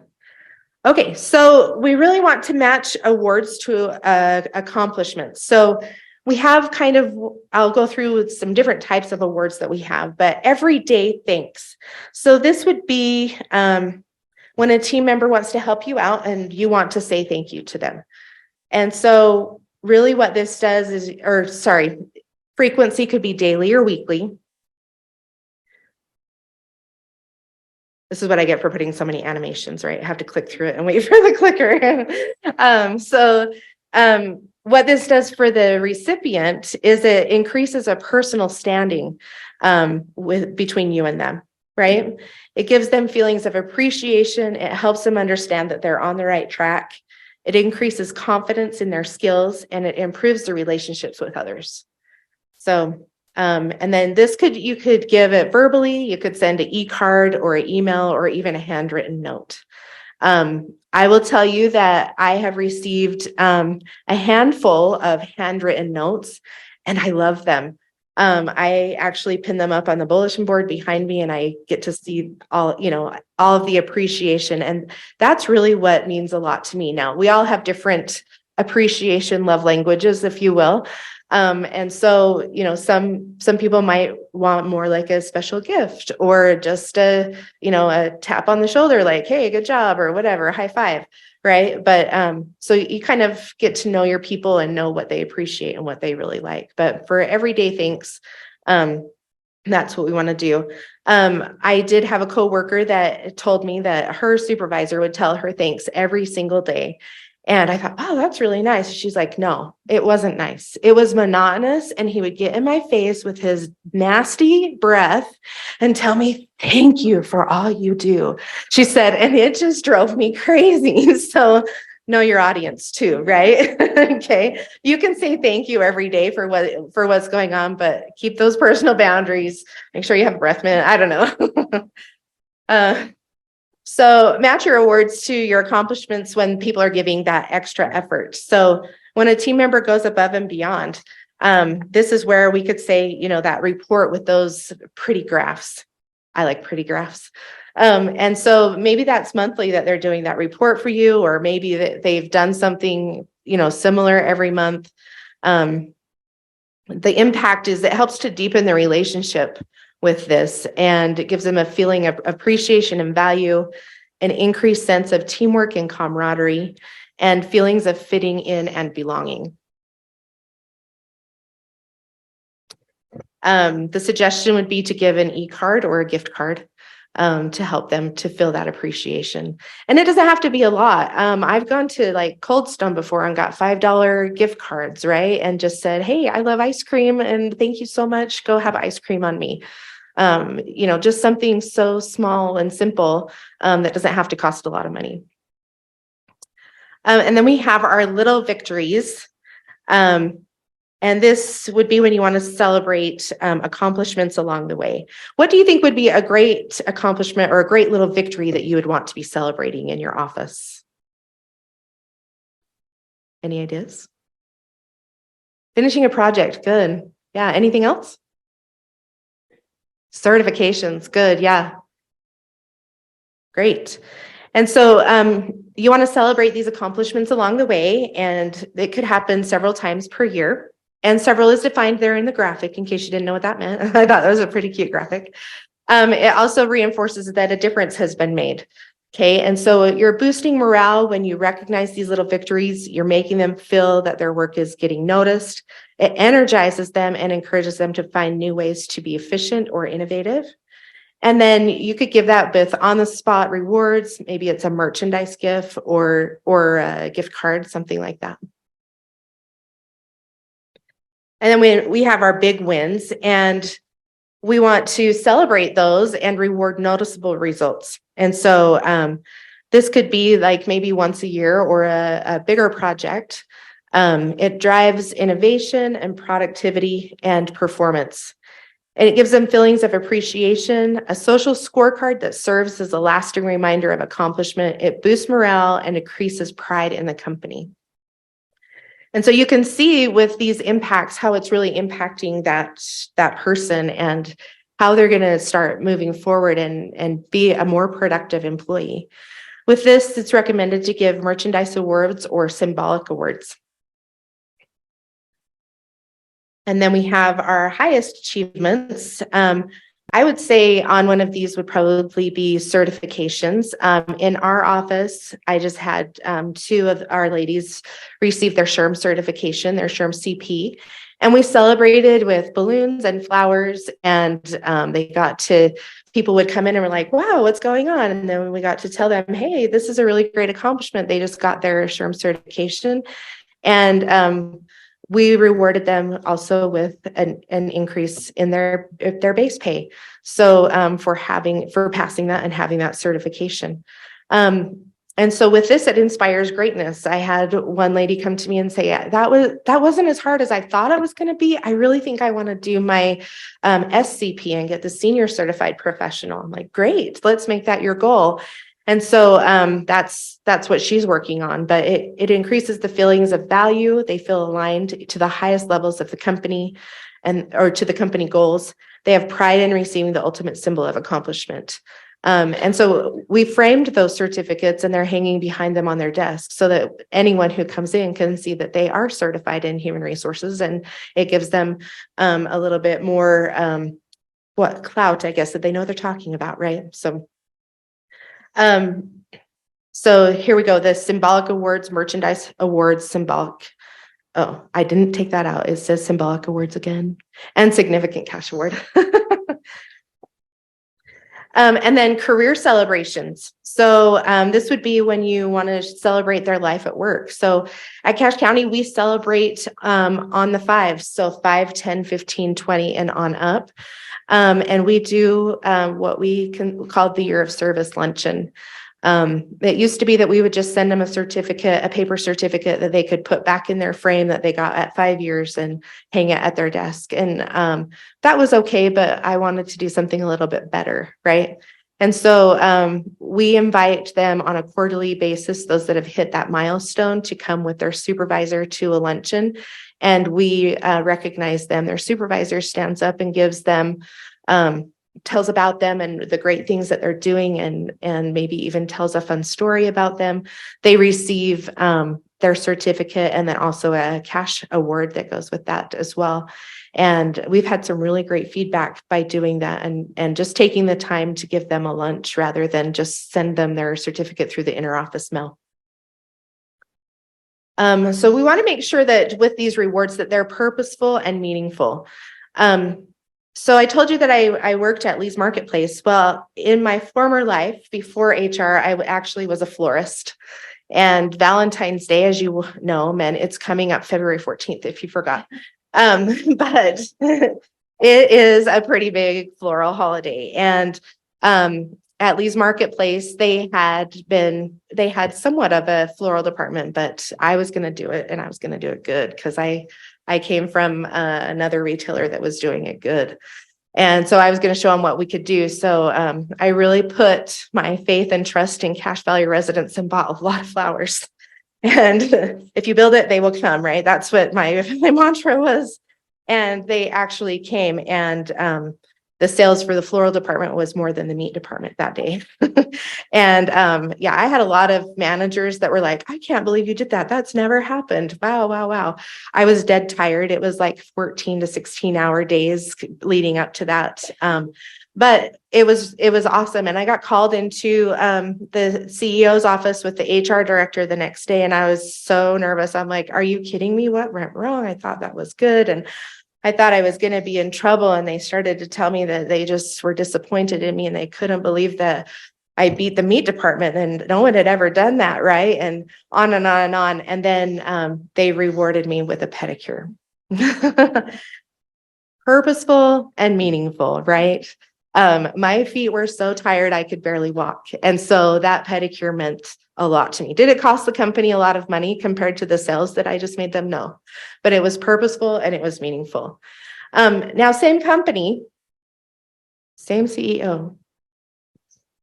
It's like, let's play a deal, right? Here's the good prize and here's the wah. So I just gave you the heads up. But golf tournaments, we did a charity golf tournament, put my heart and soul into that golf tournament. At the end of the day, there was one prize that didn't actually get auctioned off or something. It happened to be a basket full of the Pepperidge Farms goldfish. And this supervisor knew that I had young kids at home, and he's like, hey, why don't you take that basket home to your kids? And I was like, okay. And he's like, and thanks for all of your help on this. And it was like the most defeating gift I've ever received. So make sure that your gifts are purposeful and meaningful. When your team is putting their heart and soul into something, recognize that. Give them something that you have actually thought about. Don't just give them the booby prize that didn't get sold at the auction. That's your wah-wah right there. Okay. So really what you want to get buy-in, and not just buy-in from your senior leadership, but buy-in from everyone in your company. It should be seen as a workplace culture initiative that fuels success, and it doesn't feel like just another HR program. I really like this quote: lack of senior leadership commitment is the top obstacle in sustaining a recognition program. If you don't have that buy-in from your senior leadership and they're not helping you to support that, whether it's through funding or through them even helping with that recognition, it's going to be hard to continue to sustain that. So this is the metrics. We all know that metrics are pretty important, especially when we're talking to our senior leadership or our councils or our mayors or our county executives or whatever it is that is your senior leadership in your entity. This is a screenshot of the vendor that we use, and this is what's happened since November with these appreciations. So there's been 1,866 appreciations given. We only have 400 employees. I'll tell you later. I don't want this to be a sales pitch. And then we have 70% of our users were giving thanks. 93% of our users getting thanks. So how great is that? The average appreciations per leader were 11.27. The average appreciations per manager, 11.04. And the average appreciation per frontline employee, 4.24. There were 33 that hadn't received an appreciation last quarter. So what my job as the program director and the HR director is to watch for those and try to reach out to either their supervisor or me myself giving them appreciation so that no one feels that they're not receiving any of that. And 27 have never received appreciation. That kind of goes over here to this login part where we talk about there's 298 that logged in the last 30 days. 353 within the last quarter, and 50 have never logged in. So as you look at that 50, that's kind of where you get that 27 and 33. That's probably about why that is the way that is. And we have some people that just don't want to participate in the program, and that's okay. And we have some people that they maybe put it on their phone, but then they forgot about it. So it's about keeping the program alive, right? And really talking about it. 2 meaningful appreciations. I shared one of those with you. That was our way to go with our lunch with the deputy. So that was an example of that. And then you can see the appreciations per person and how that's coming out. You can see human resources gives the most appreciations, and that's because this is where we use our safety incentive, is through this platform to also award people. And so this has been a really great thing and something that we can show our council and our executive to say, look, this program is working. And so you want to make sure that you're seeing, retention and customer service and how these things all play into all of that. So don't let your program get stale. If you're creating your program, you really want to set aside time and make it a priority. And designate a program manager so that they have some dedicated time to that every week. It can't be just something that you're just setting and forgetting, especially on a recognition type program. If you're using a vendor, it's easy to go on autopilot. And so you need to be careful with that too. Refresh often and give some monthly highlights. This is one of the highlights that I just gave a few days ago. Our core value of team is defined as working together with colleagues to accomplish great things. Each of us has unique strengths that complement each other. When we work together and combine those strengths, we can accomplish great things at Cache County. Give someone a shout out that has exemplified the core value of team. And then I just put this little graphic in there, okay? Once I sent that out, there were 26 shout outs about team, and it was their peer-to-peer that they just needed that. Oh yeah, I know someone who's exemplified that. This is what they did, okay? So really when you make recognition a priority, you have meaningful experiences and awards. When you make recognition a priority, you get buy-in from the whole organization. When you make recognition a priority, you increase quality and quantity of peak employee experiences. Here we go. When you make recognition a priority, you build connections and a sense of belonging. And when you make recognition a priority, you act as a primary catalyst for workplace culture.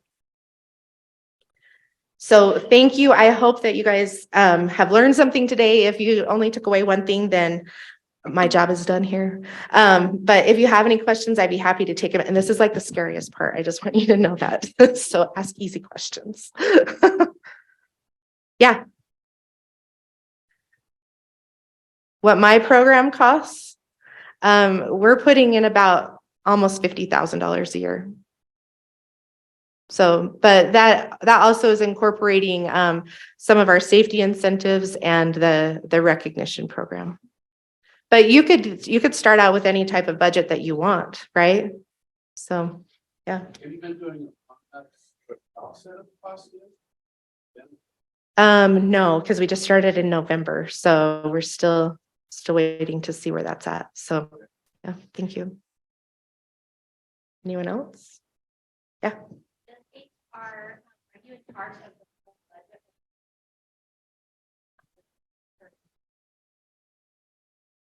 Oh, good question. So, yes, the actual budget comes to me, but then like that Way to Go award, that's a $10 value. And so through the vendor that we use, I'm able to assign how many that supervisor would be able to give out. So if they have 40 employees, we might say, well, we have a budget that you get to give out 30 Way to Goes. It's not just everyone gets one, right? And so, you know, we kind of give it on a prorated basis depending on how much we have in our budget for that. Correct. But they can see like, oh, I have $400 to spend and I gave out 2. Now I have 380. Yeah. Yeah. So you guys have a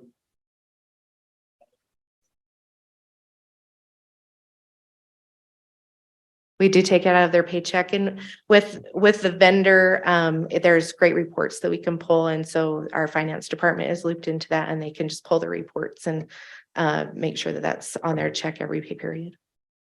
So good question. Did I see you? No. Yes. Yes.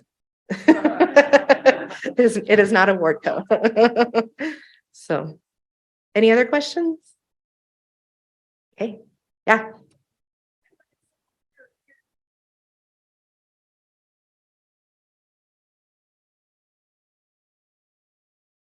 My biggest concern is how do you Yep, had to do that.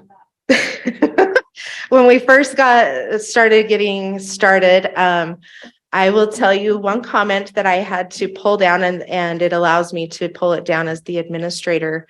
There was a comment from one deputy to another. Thanks for coming to my house and getting high. Awesome. Well, that just opened a whole can of worms. Then the comment below was, and getting on the ladder to help me hang my Christmas lights. The sheriff and I had a talk about what these comments mean and what they could mean, and that it's on a social media platform and they can be grandma'd. And so the sheriff put together a very kind email and told them how to act on our social media platform. So yeah, you do have to watch those.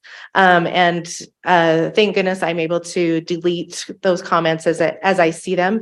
But that I have a lot of other things to do. I can't be on that all of the time. So I try to jump on once a day, just kind of, run through, see how things are looking. The others in my office are watching that as well. So if they see something, they let me know and we can pull that down quickly if we need to, or address it with them. Then I also send the employees an email and CC their supervisor and say, thank you for commenting. However, that's not the right platform for this. Please keep it work related. The end. So, and Joel, you have probably watched, things have turned around. We're getting some really good comments that are work related, and people are careful with their inside jokes. How about that? Joe?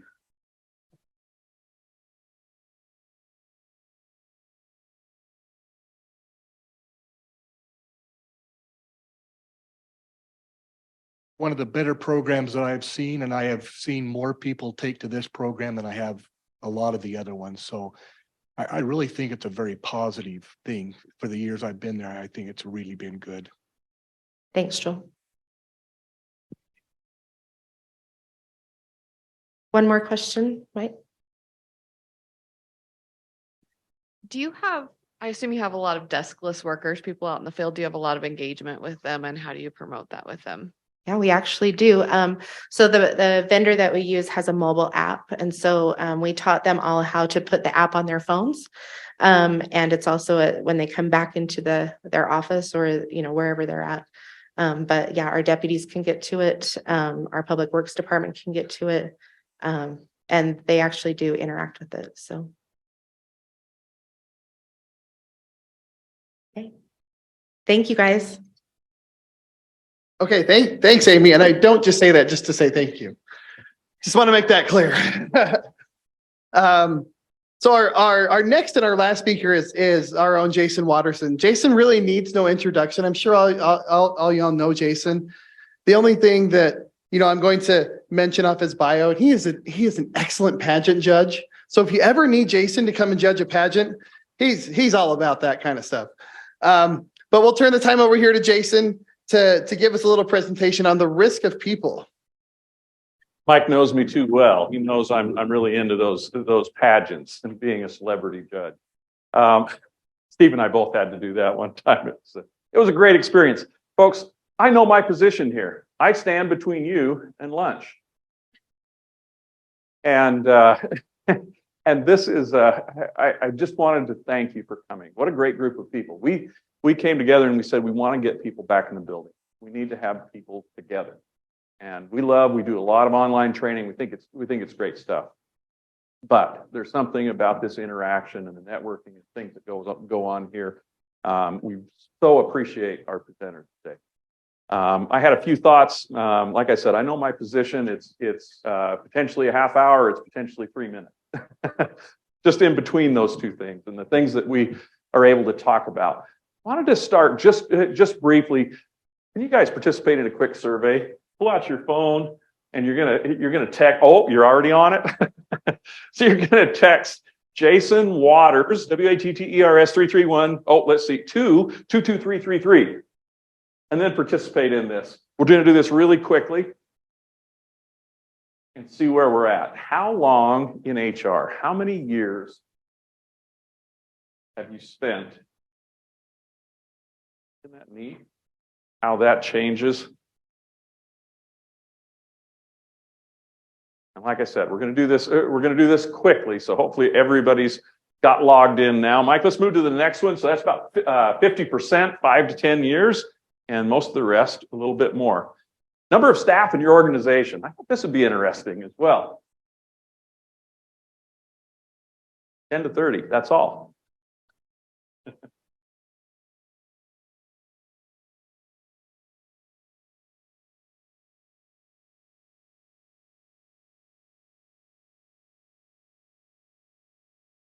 Okay, stop moving there. Vast majority in the 10 to 30 category. Interesting. Okay, move on to the next one. Your policies, your overall human resource, personnel, safety, just overall policies. How do you feel about those?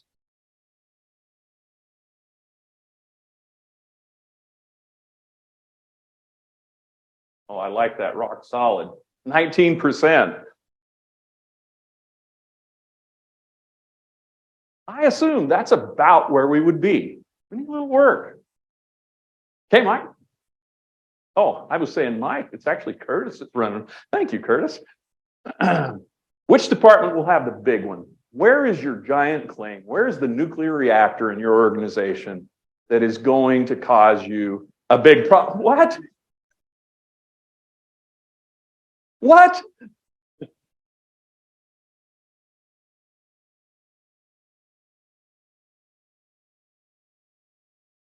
Interesting. Interesting. I assumed we would stay with law enforcement there. Public Works is where we're worried about. Okay, let's go to the next one, Curtis. And your supervisors. When I say supervisor, what does that bring to your mind? Is it fear and trepidation, or do you go, wow, these people are great. I sleep better at night because we have these great people there. Oh, you're all really nice. Nobody said clueless. Okay. Yeah, it's anonymous. You can put it, you can be truthful. Is that? I think there's one more, Mike. Is that right? All right. What worries you the most? Big lawsuit, workplace accident or fatality, keeping staff, a rogue governing body, your council going rogue. All of the above. We need all the above on there. What keeps you up at night?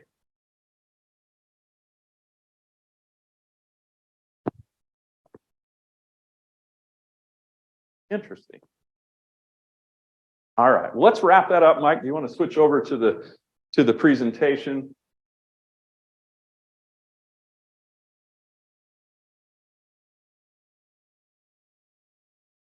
Okay. My presentation is entitled The Risk of People, and I realize where we're at on the clock.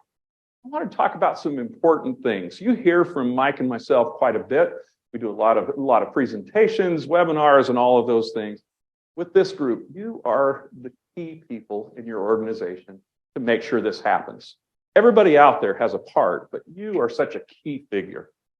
Talk about people. People are awesome. You agree? You're all HR pros, right? We have to be there. Our HR or our people are awesome. They are our most valuable resource. They are the glue that holds our organization together. Without our people, we couldn't do the things that we need to do. We need to appreciate the value of our people and what they mean to our organization.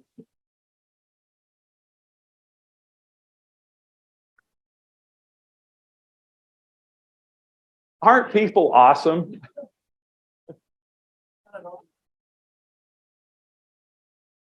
Pam, I didn't use a garbage truck because, and no tie there at all.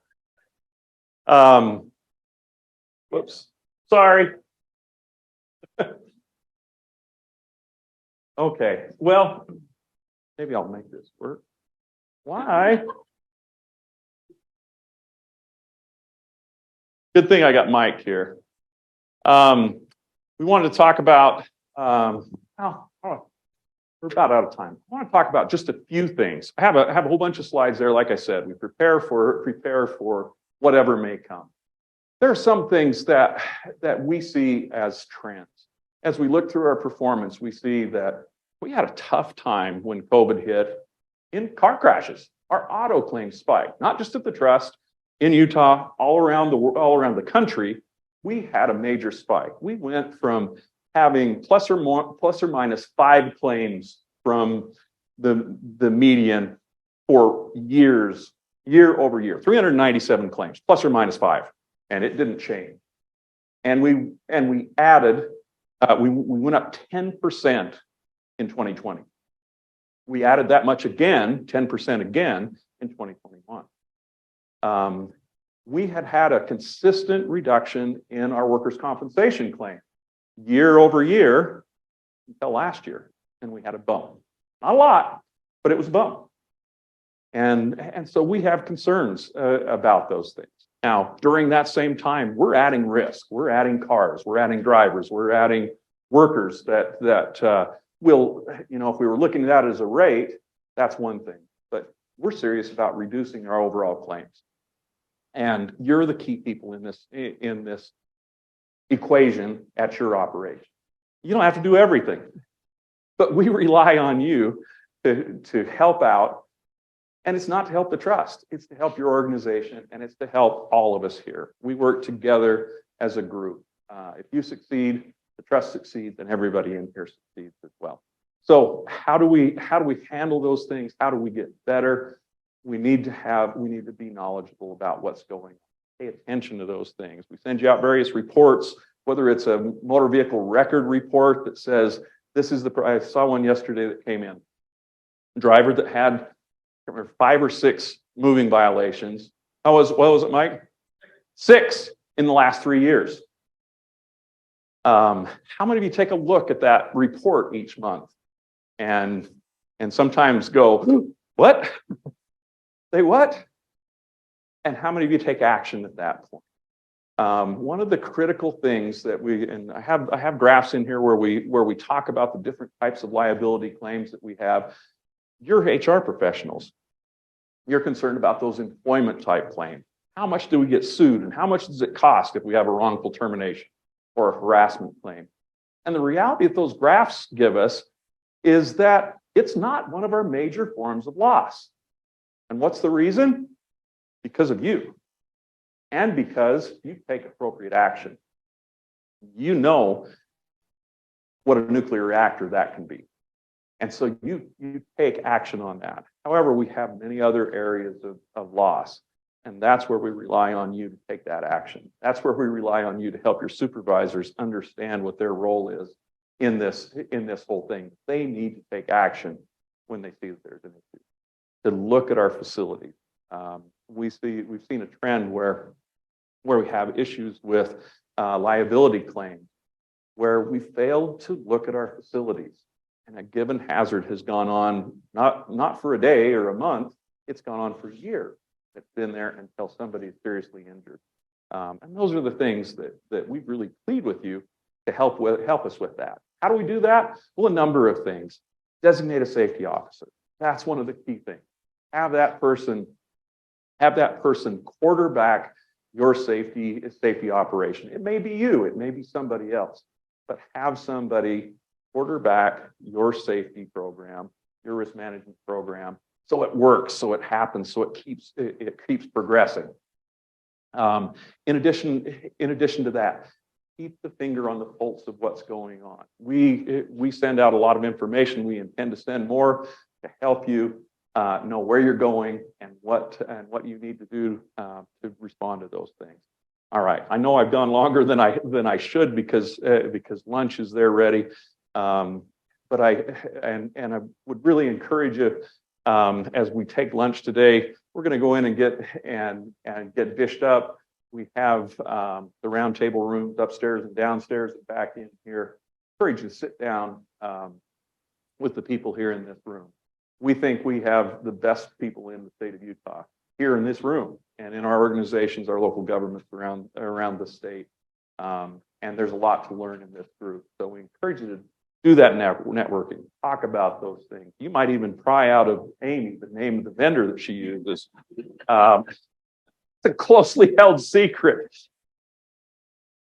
We really appreciate the presenters, Amy and Larry, and their great information, their passion for what they do, and we hope that you'll ask them and talk to them. There are 100 of you in this room that have those skills to share, and we hope to be able to partner with you in the future and share all of your information. It really starts here today. Do you have any questions or comments? Yeah.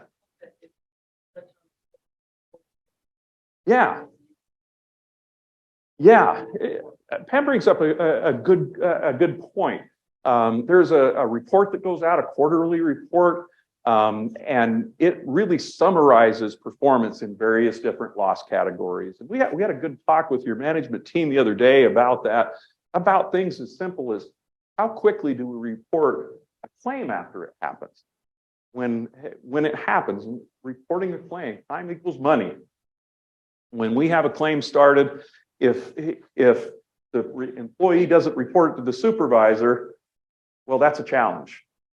If the supervisor doesn't report it to you, so it becomes a claim, that's a challenge, because the quicker the adjuster can get onto that claim, the better the results are going to be and the less it's going to cost. And that transfers down to your EMOT and your premiums and all of those things. So something as simple as that. And these reports go very in depth on those types of things.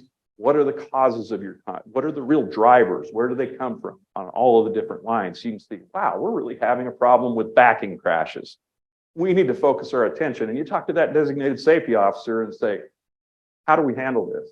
Let's get our safety committee working together. Let's put together a backing policy. Let's train people on it, and we're going to monitor it. We're going to focus our attention on those things. So thanks.